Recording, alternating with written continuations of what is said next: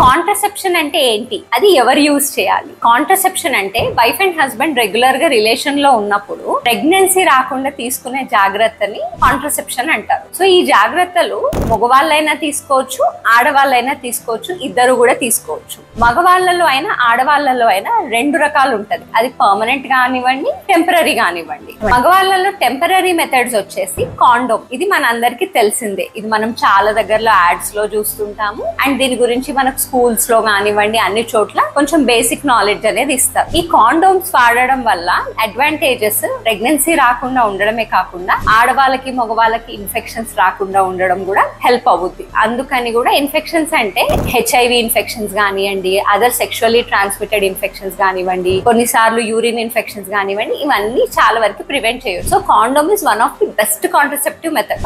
But దీంట్లో disadvantages ఏంటి madam అంటే ఫెయిల్యూర్ రేట్ అనేది ఉంటది. అంటే ఒక్కోసారి కాండోమ్ చిరిగిపోవడం వల్ల లేదా స్పిల్ అవ్వడం వల్ల ప్రెగ్నెన్సీ వచ్చే అవకాశం ఉంటది. దానితో పాటు చాలా మంది దీని వల్ల మాకు సెన్సేషన్ తెలియట్లేదు అని కూడా కంప్లైంట్ చేస్తుంటారు. అందుకొరకు కూడా కొంతమంది ఇది యూజ్ చేయడం ఆపేస్తారు, ఆర్ యూజ్ చేయడానికి ఇష్టపడరు.